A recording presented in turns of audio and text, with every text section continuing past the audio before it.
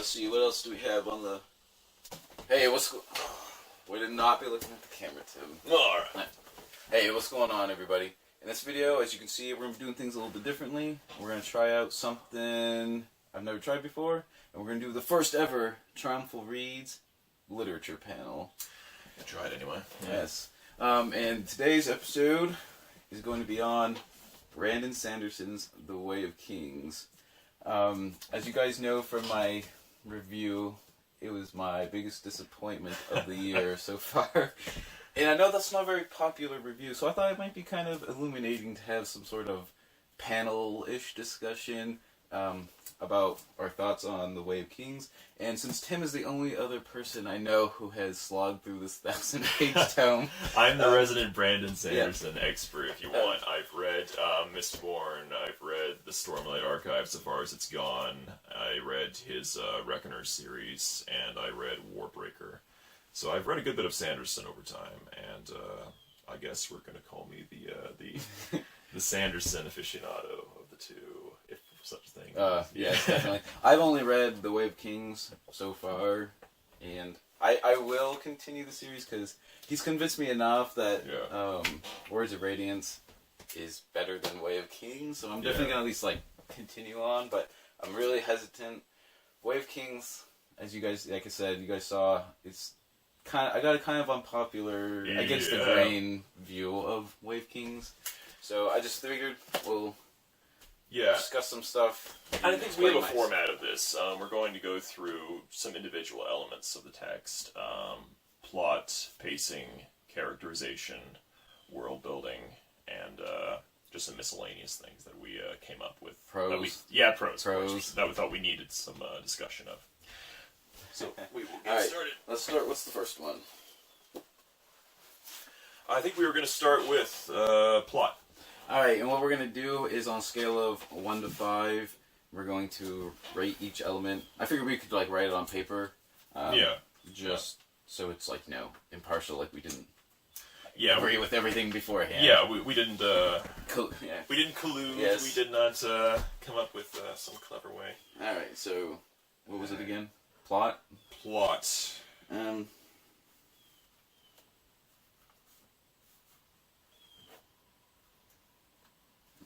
Alright, and show. Alright, I gave it a 3 if you guys can't see that. I give it a 4. Alright. Alright, I'll go first since I'm the one that gave it we'll go with the lower one first, I guess. Yeah. Alright, plot. I thought the majority of the plot was fairly run-of-the-mill, to be honest. I will say, and also, in this video, I gotta splice this into the beginning.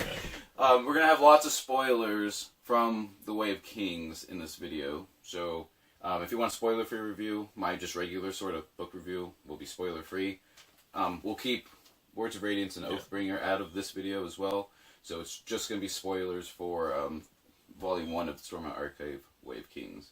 Alright, now that we got that out of the way, like I said, I think the plot was fairly just run-of-the-mill for the most part. I will admit, the end sort of big finale climax on the big wedge-shaped, what do they call the plateau. That plateau, where Dalinar gets betrayed and, Kaladin goes and saves him. Yeah, apologies if it's actually called something else. I haven't read this book. I think it's just the Wedge Plateau. I will say that scene, that's a big, nice, explosive sort of fireworks finale, but I think a lot of the plot was just sort of filler, to be honest. Yeah, I mean, I think it's a pretty typical Sanderson plot. By which I mean that he usually follows kind of a particular format. He's a lot of build-up, a lot of kind of slow burn tension with a big explosion at the end. I think he's gotten really good at them over time, if you like that kind of plot, and he carries this one off, pretty well. I think Words of Radiance was better. Not to bring that in prematurely, because I know you can't argue against that. But, I think it was a pretty solid version of the Sanderson plot. I will say it was. I liked how it was self-contained. It was a. Yeah, I mean, it had a book with everyone. an end, even though it's part of the series. It did have an ending point to the book, and everyone got their arc. It was a little slow at points. Some of the arcs were not very, arcy. They were more just sort of lines. But well, I guess we'll talk about that. Basic, but yeah. I mean, you know, everyone had their beginning point and their ending point for this book. Now, there's the usual epic fantasy problem of, you know, some people having more to do than others, having to juggle them so that, you know, they're still present in the narrative, but, you know... we'll get to that when you get to characterization, right, I'm sure. Yeah. But yeah, I think overall, plot was pretty decent. Okay. Well, like I said, 3 out of 5 is still, like, average, I guess, for Yeah. me, so it wasn't, like I said, just nothing special, I thought. So. Right. Alright, what's the next one? I think we're going with pacing next.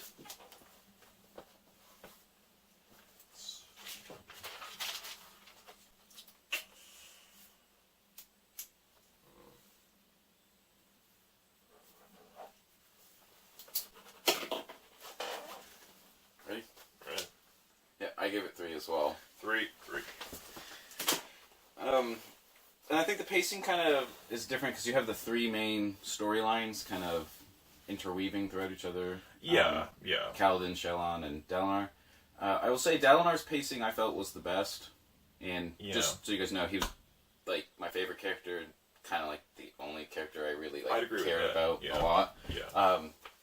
I just felt Kaladin and Shelon's pacing was have something in the beginning, then there's 800 pages of getting to the end, basically. Well, I will and then say an ending event. I felt that you know, this is kind of a political novel in a way, and Dalinar, for that reason, had the most to do. Yeah. Which leaves Shalon with a kind of an abbreviated storyline, and a little bit in the middle there where she's just kind of hanging out. Learning. Yeah, I mean, she's trying to make her decision, and she does do well keeping up the suspense, you know, with what she's going to do. But, yeah, there's a lot where she's just kind of learning stuff. And, you know, and there's a lot where Kaladin is just kind of hanging out with he's basically surviving. I mean, he's surviving and he's, like, teaching, but do we have to learn about every single technique he makes his, like, crew learn? And stuff? It's kinda... and I think we'll talk more about the pacing of the... revelations as regards the magic system later on, but Seth's son Bolana. But yeah, I think, you know, the pacing was, I mean, it's not terrible, it's pretty good. It's average. Yeah. But also, remember, guys, this is, out of all the books on my Goodreads shelf, this is, like, I think the highest rated book that has more than, like, 5 ratings, and it has literally hundreds of thousands of ratings, and it's, like, 4.6 or 4.7 stars. So... I will say I was going into this series. It's been recommended to me by like 1,000 people, like on the channel and stuff. I just was expecting my brain to be like completely fried from like entertainment, to be honest. It wasn't. Yeah. And we have a tractor going by, so I apologize for the noise. All right. Next up, characterization. Okay. Yeah, alright, that'll be nice. Alright, so this is for our characterization. Yeah. I gave it 2.5. 3. Alright, this one was a little hard, like I was saying, because we have Dalinar, Shalon, and Kaladin as the 3 main, point of view characters. I mean, there were a few others, but they were fairly minor. Yeah. I will say, I like Dalinar. Dalinar's character was, like, kind of flawed, and he had a lot of interesting quirks, with the whole, like, dreams and everything. And his whole, like, kind of internal struggle with, I used to not be like this, and no one really believes me, but I'm going to do it just, like, to honor my brother. And then he comes to actually accept it, and then he questions it at the end, Yeah. It's actually, like, fairly, Yeah, I like Dalinar. I think, if I had to guess, now I may be totally wrong with this, maybe there's a legion of people. Whoops. Way to ruin the video. Alright. I may be totally wrong about this. Maybe there is a legion of people who think Kaladin is the best character in the series, or Shalon is the best character series, or I don't know, Moash is the best character in the series. Rock. Yeah, Moash, Rock, but if I had to guess, I'd say Dalinar is the favorite, just because I think he gets the most nuanced characterization. Yeah. Certainly in the first one, and probably in the later books as well. I think that his storyline is the most interesting. Yeah. I think that he's given the most focus as regards, his flaws. Like, he had a lot more quirks. Than Yeah. the other I think ones. he's a lot more personality in this one. Which was interesting, because at first I thought he was just going to be the completely lawful good character. That's kind of how he's portrayed right at the beginning. But then you find out it's a lot more complicated than that. Yeah. So that's... To talk about the other two, so Dalinar for me is a really good character. Okay, if it was just going with Dalinar, I probably would have gave it a 4. If it was Dalinar's characterization, but the whole book overall. It higher, Dalinar is on the higher end of the scale for me. The problem is, Kaladin's in the middle somewhere. He's, kind of your average action hero leading man type. Kaladin, to me, is the definition of a Mary Sue. Yeah. He literally is. I know a lot of I see where you're coming from. I know a lot of people love Kaladin Stormblessed, but he's just fake. He's good at every single thing he touches. Yeah. He becomes a 10 out of 10 at whatever he does. I think we were discussing this earlier. I think we can't assume that part of that is, the Stormlight awesomeness, right? I guess to a degree. Yeah. But, I mean, even beforehand, he's like a medic. Before that. Yeah. And he might not be the greatest medic ever, but compared to every single person around him in the book, he is basically... He has maintained those skills pretty well, yeah. The doc. He can cure, everything. He knows, every herb and... Right, and he's, he's tall and he's handsome, he's brooding, he's got the, insignia on his forehead, yada, yada, he is, kind of, the cool wish fulfillment character, and, he's, the greatest spearman, pretty much ever. It's not unusual in fantasy, though, I will say that, it's, he is kind of your leading man. He's the greatest leader of men. Yeah. Yeah. I can see where you're coming from on that. I'd put him somewhere in the middle just because I've seen a lot of characters like Kaladin. And for a series like this where it's so bombastic and the action is so kind of big and explosive, I think that Kaladin... Well, I think it could have worked if he didn't have, the other abilities, which we'll get to at some point. Yeah. Because basically he has all this, and then, also you get Super Saiyan powers. It's just let's go to Shaw, because we're gonna... we should come back to this after you've read the second book, actually. Yeah, I've heard from other people, the ending. Yeah. Well, we'll leave it at that. Yeah. Shallan. This is Shallan's weakest book by far, I think. I know you can comment on that, but she doesn't really have a lot to do here. She's basically just introduced and has a very brief arc. Well, her arc is basically just coming to terms if she's going to steal the Soul Caster. Yeah. I still want to say Soul Eater, but I was that's not the right. Yeah. Soul Caster. And she spends so much of the narrative being kind of terrified and timid that. Well, kind of coming out of the shell, but she really doesn't. Yeah, you don't get much even of at a the sense end, for her it's as, just and she's not that witty. It was cringy. I will say that it was cringy. My sense of humor does not match Brandon Sanderson's. So it is a problem for me when you have a character who everyone around her is acting as though she is hilarious. This, the comic relief, effectively. If the comic relief isn't funny. Well, if you have to, like you said, if you have to explain half the jokes, it's like... Yeah, it's that old Batman line, right? If you have to explain the joke, there is no joke. Yeah. I don't know. It just seemed like it was really forced. Because it was like... It was the majority of the scenes. It was too expository, yeah. It's that kind of, humor where they try to go with wordplay, like Shakespeare stuff, but that really doesn't work unless you have, audience interaction. It's just, Anyway. And like you said, though, her arc really is... I think it's pretty linear. Yeah. Okay, she goes to the Asna, becomes her, ward, and then there's, 700 pages of being the ward and, studying and, should I steal the Soul Catcher or not? It feels very much like we're just checking back in with Shallan. Exactly. Is she still alive over in that random city? Yeah, she's still thinking about whether or not to steal that Soul Caster. Yeah, it's an important Soul Caster, but, she's got to take her time, make that choice. Alright, let's move on. Alright, yeah. World building. Alright, world building.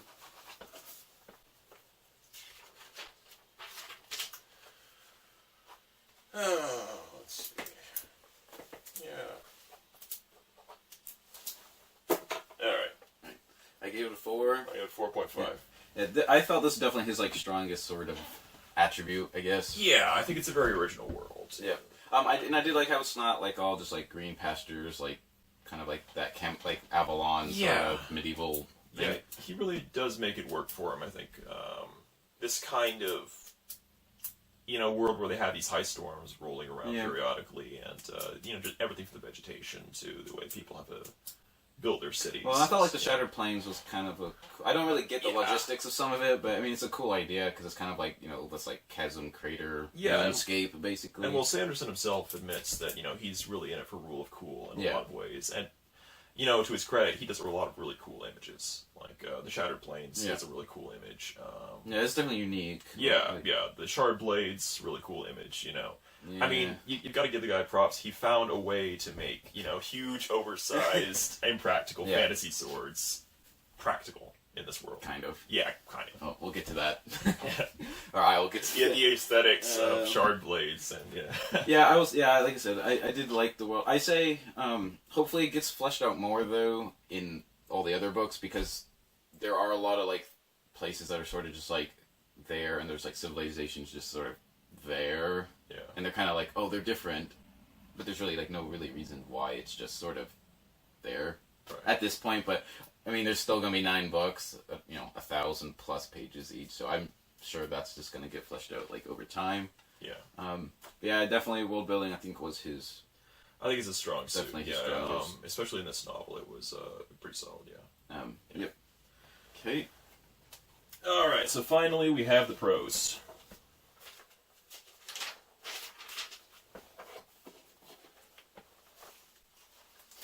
No looking. No, I peeked on that one. Yeah. Alright, I gave it 2.5. 3. Like you said, like in the narrative discussion, it's just like uber utilitarian. Yeah, it's meant to get the job done. And I don't think that Sanderson really intends to be a prose stylist in the same way that you'd find in like Ursula Le Guin or John Crowley or Patrick Rothfuss. He's there to get the job done, to write a story that's entertaining and breezy, fast-paced, easily palatable, I guess is the way I put it. That said, Well, I thought it'd be good to do the Chapter 2 test. At this point.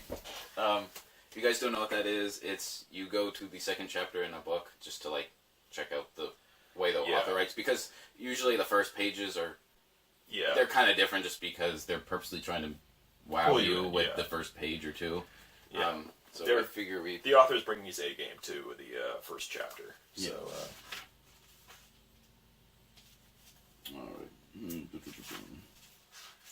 Alright. Chapter 2, Honor is Dead. 8 months later. Kaladin's stomach growled as he reached through the bars and accepted the bowl of slop. He pulled the small bowl, more a cup, between the bars, sniffed it, then grimaced as the caged wagon began to roll again. The sludgy gray slop was made from overcooked tallow grain, and this batch was flecked with crusted bits of yesterday's meal. I mean, it's not the worst thing ever. It is descriptive. Like, we get a sense for... slop. Yeah, the slop, yeah. We get a sense that he's disgusted. We get a sense that, he is in this kind of slovenly place he doesn't like. It does its job. It conveys what is going on. Now, that said, is it the most poetic thing? Yeah, is it even particularly pretty? Not particularly. It's... Like you said, I think he's a good scene builder, per se, but not like a wordsmith, if that makes sense. Yeah. Like, he can write about cool stuff, but not write that stuff, like, cool. Yeah. I don't know. Yeah. That probably came out, like, butchered, but... Yeah. I don't know how to explain that, I guess. He's not a crafter of, like, really beautiful imagery, for example. Like, there's some cool images, but I don't think Sanderson is terribly concerned with making them, really pretty. My only concern with that is, even if it's just, there's 1,000 pages of it. Like, and then there's 9,000 more pages in the series, so it's just kind of, I don't know. Yeah. I just wish there was a little bit more finesse, I guess. Right. Alright, so I think that was the major category thing. Major points. We had some miscellaneous. So we must touch upon some of this stuff. So, I don't know what you wanted to talk about first. We had Seth, we had the filler, and we had, or the potential filler. we disagreed a lot on that. And then we had why don't we talk let's talk about the magic system, basically. Especially the sort of opening battle with Seth. Son Villano. Yeah. Assassinating Gavilar, it almost felt like it literally was like reading almost like a video game tutorial. When he's literally explaining every single property of this sort of magic that Seth, like Windrunners, can do. I mean, he literally goes, first binding, we can do this. And then there's the second binding, which is different from the first binding because it does this. But there's also a third binding, and it does this, this, and that. Yeah. And in fairness to Sanderson, I think he does do this better later on. Like, he gets a little bit more balanced with it. But, yeah, I did go back to The Way of Kings after a little while, back, and when I first read the book, I think I just breezed past those sections. Like, I got the gist, and then every time it started to crop up again, I would just kind of skim past.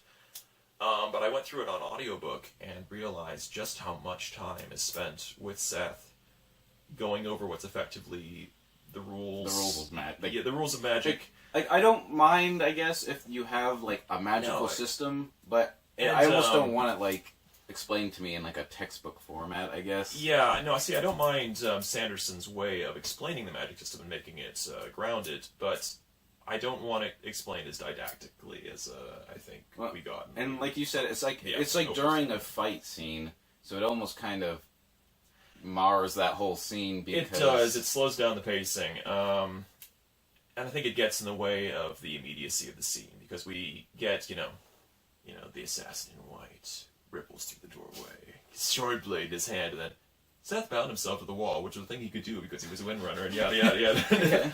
And then we have this long paragraph explaining how he did it and why, and then we come back and say, oh, okay, I'm back. Yeah. And the thing is, like, a lot of times, too, it's, like, re-explained, like, when it's used again. Yeah, he really wants to make sure you got the gist. And again, he does get better at that later on, but I think, this is, like, his opening salvo in the book, in the whole series, so it's... I guess he wants to make sure that's like firmly implanted in our brains, but I think I'm like one of those readers who doesn't like my hand being held like the whole time. I guess, to be honest. And honestly, I think that I think too that was a little bit of a misstep because I could see him thinking this magic system is really cool, and he wants to explain all the really cool. Well, I think he's really proud of it in the sense that it's like almost like laws of nature almost.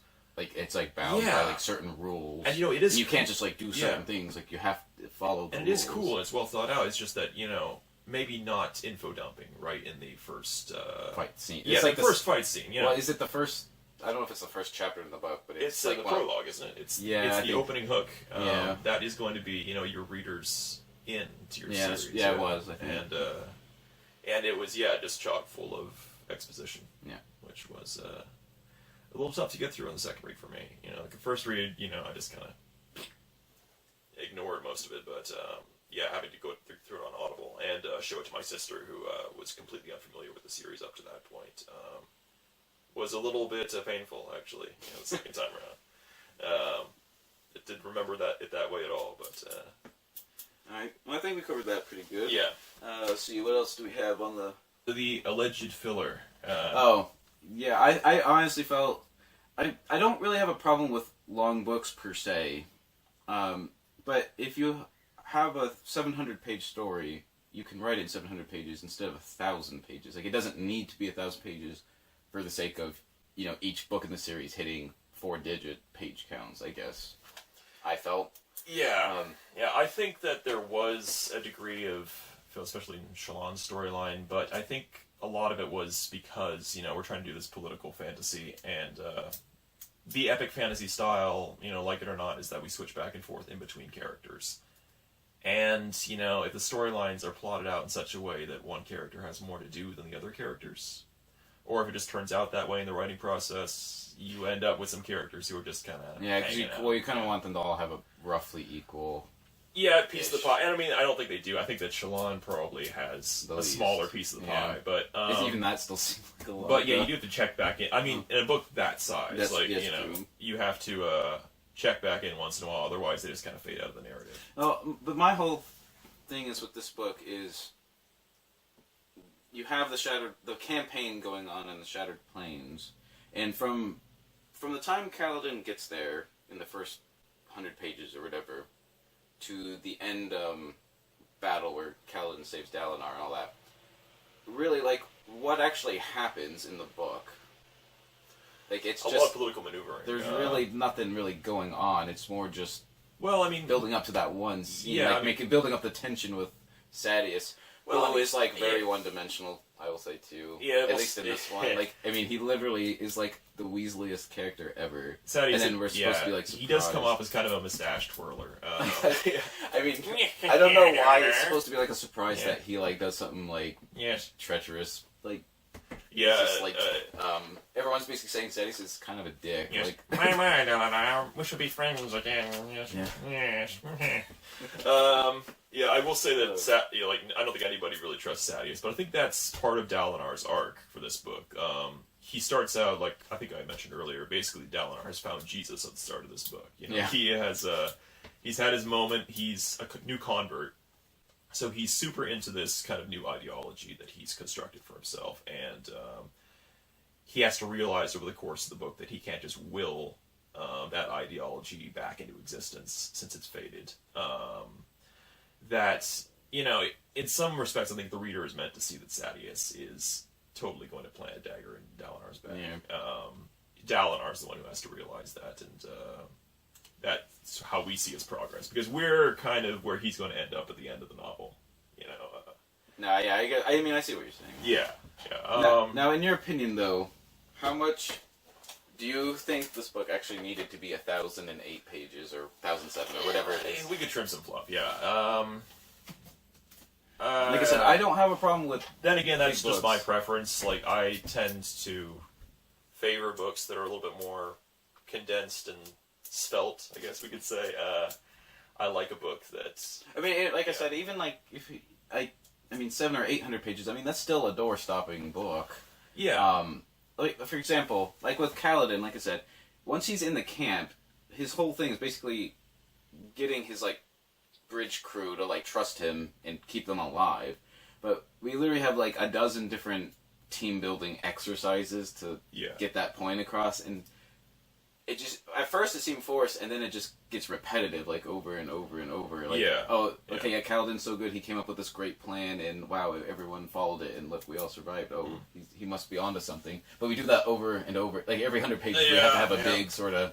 Yeah, I'll agree with that, together actually. Scene with the bridge crew. I actually hadn't thought of it that way, but yeah, we do kind of have a pattern emerging there. And then he mopes at the end because he fails to save, like, one person, but, you know, this is a big, giant war going on, and they're, like, you know, basically, they are literally like, cannon fodder, like... Yeah. It is kind of... and then he goes into, like, a depression, and then comes out of it. I think, we do that a couple times, don't we? Kaladin is winning over the men, and then something... One, like, minor thing gets in the depressed, way, and then he falls apart, and then gets back together just in time for the next... Just in time to say the next thing, yeah. I think it is a good way of maintaining tension while he effectively is kind of waiting around for Dalinar to get his shit together. But I'll agree that it, because we have a little formula. Well, I'm just saying, instead of, like, 10, we could have, like, 7 or 8. I mean, I don't know. Just, I don't know how many times it actually happened, but... So... we've talked about Shallan, you know. Shallan's weak in this book. She gets better in the next one. Yeah, I will say you're right, though. She definitely has the smallest part of the three. Yeah, and I think he probably, you know, put her in as little as he could in this book because, you know, again, she doesn't have much to do here. Next book, she becomes more prominent, but in this one, she's just kind of doing her. Here's another one we didn't write down. Her origin story. I have a question about, like, the whole political situation. Yeah. Okay.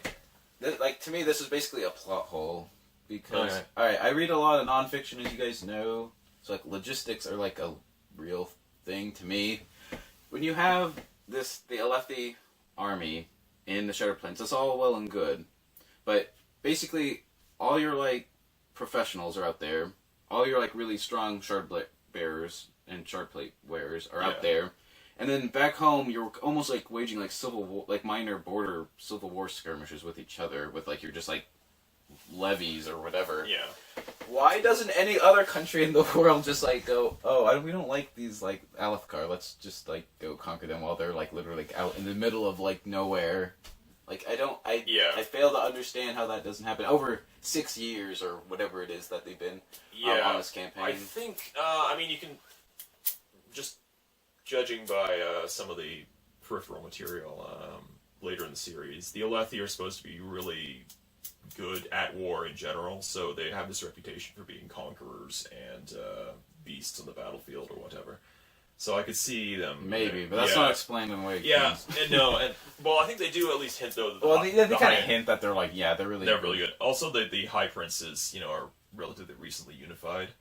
So it's kind of like a succession of little kingdoms rather than, And this is what I don't understand either. How, who is actually administrating, it seems like everyone that's of any importance is in the Shattered Plains. Yeah. I don't... Hypothetically, it's the Queen, I guess. That was the only one character, but you said, it's like 10 principalities that are kind of vaguely united now. But it sounds like if no one's actually there to keep them together, you'd think, a lot of mischief would be going back on. Yeah, I'll agree on that. Homeland. I'm not really getting that, I guess. But, and even, most of the wives, besides, the Queen, besides... What was his name? King Gavilar's son.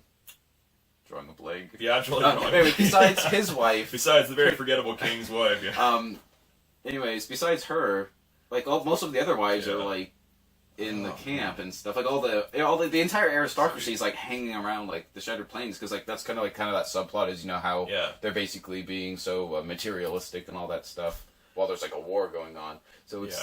what is going on in the home country? That is true. You don't get a lot of sense for what is happening in the homeland. Yasna, who is apparently one of the only... But she's in, that... The only other city. relative of Dalinar Kholin, who isn't a blood relative, who isn't actually on the Shattered Plains, is just, in some other random city. State, with Teravangian. I don't know, I just felt that was... I can't remember the king's name. Let's see, we have Adolin, Renarin. Computer time. Dalinar. Yeah, this... Oh. What? Yeah. But anyways, I just felt that was kind of a plot hole, I felt. Yeah, I mean, well, at least it's something that could have been addressed more. Yet why this state of affairs has come to pass. Elokar, that's the one. Yeah, so Elokar's wife is, I guess, the queen. Yeah, hypothetically administrating things, but this seems like a very male-dominated society too, though. So it really almost doesn't seem like that would work very well. I don't know. Yeah, they separated into scholarship and martial prowess. Yeah, exactly. So, but I thought that just didn't make sense to me. Just you can't have your entire army just hang out in another land for... Yeah, I mean, you could do a campaign per se, but you can't sit there and build a whole new city state out in the middle of nowhere forever, basically. Because there's really no plan on even returning. You get the idea that everyone's just kind of content, just living there for now on. I guess we do see Amaram back in the homeland, but it does seem like it's the minor bannermen who are now kind of in charge, but I don't know. None of them is taking the opportunity. Realistically, that's just asking for so much trouble. Especially like you said, if they're just super recently united, under Gavilar. Yeah, the last this generation. is the time everyone would just break off and just do whatever they want to, basically. Minor petty kings or petty I guess aristocracy would take power and stuff. Yeah, I don't know. It just we're kind of going off. Yeah, we're already going off. So that was 5 minutes of rambling about that. What does Kaladin have for a flaw? A character flaw? He's impatient. He's possibly manic depressive. I don't even know if he's really impatient. I mean, look at all those tasks he does. Yeah, he's situationally impatient. He wants everything kind of to happen right now.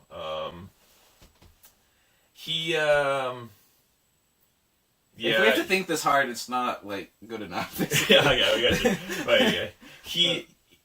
well, I mean, he's one of those biggest enemies himself characters. He spends a lot of time getting in his own way and brooding. Yeah, he's brooding. He's got the whole Byronic thing going on. I admit that's not a particularly devastating flaw for most readers. But, all right, so he does have his flaws. It's just he's more the leading man. So, he has relatively few of them. I'll put that out there.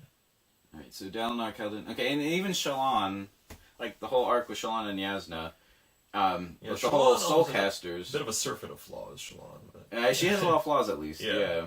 But with like you said, like the women in this society have like they're like the scholars and whatever, and then the whole like kind of magical abilities. But the soul casting, which they don't actually have to even like have the soul casters for now. Yeah. That basically puts them like on some sort of like other level compared to every single other person that does like magic like that in this like society. Yeah. So they're like the greatest. I think whatever. What kind of? Do they have like a name for the? Oh yeah, just the scholars. They have. I mean, we can distill it down to its core essence here. Like all 3 characters have magic. Access to magic. And it's not even just magic. It's like the highest possible level of magic. Yeah. Anyway, before we go, we should after that tirade against Brandon Sanderson, come up with a couple of things we really liked about the book.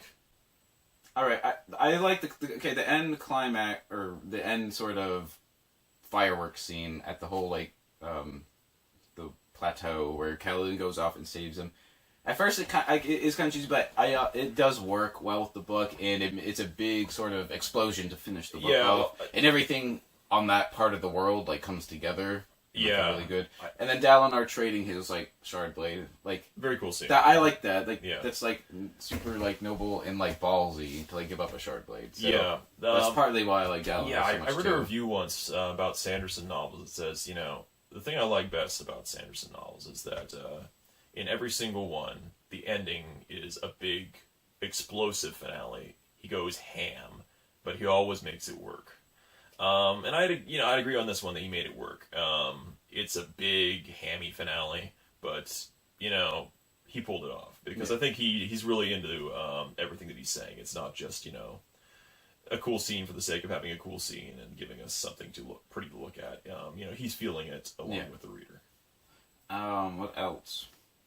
Okay, I mean, I'll admit, like, the whole concept of this big, giant, grand scheme of books, the whole concept, I guess, like the scope of it, I mean, that's pretty cool. It is pretty cool, yeah.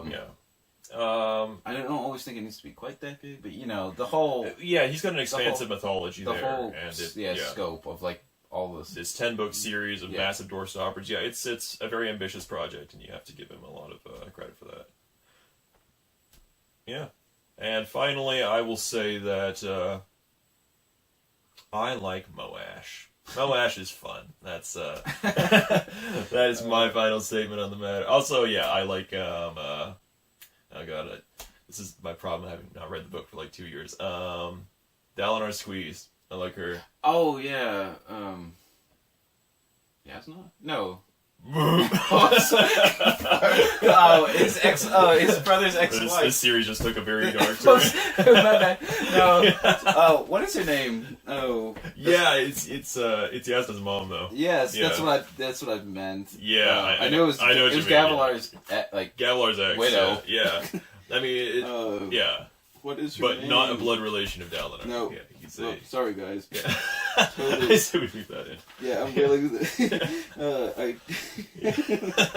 Dalinar. I didn't think you were that far. Dalinar. You weren't that far. Yeah. Oh, man. Navani. Alright. Yes, Navani. Yeah, because she's sort of, like, hinted as being kind of like a snake. But like a cool snake, and he doesn't really want to trust her, but he's like, no, I know I can. And I think Navani, in many ways, kind of symbolizes Dalinar's arc over the course of the book, because he lets himself go a little bit. Yeah, she is the forbidden fruit. A little bit, yeah. He knows that according to perfect paragon ideals, he shouldn't be going after her. But damn. Yes, beneath my paladin exterior, I am still a man. And there's no sex in Stormlight Archive. No, there's no sex in Stormlight Archive. Do people even have No. What do you think? Is it Kushiel's legacy? We can't have sex. No. Okay. Well, with that note, I hope you guys enjoyed it. If you guys still remember, this is Tim. Yay. I don't know if we said that at the beginning. No. It's Tim. I'm Justin. This was Triumphal Reads. This was the first Triumphal Reads panel. Hope you guys liked it. Yeah. Leave any kind of comment related to Way of Kings down below. Yeah. We'd love to answer your questions or respond to your complaints. More like. All right. So overall, on a scale of 1. How dare you? The Stormlight Archive changed my life. Oh dear. Because I know especially like, okay, what are you gonna give for a 1 out of 5? Oh wow.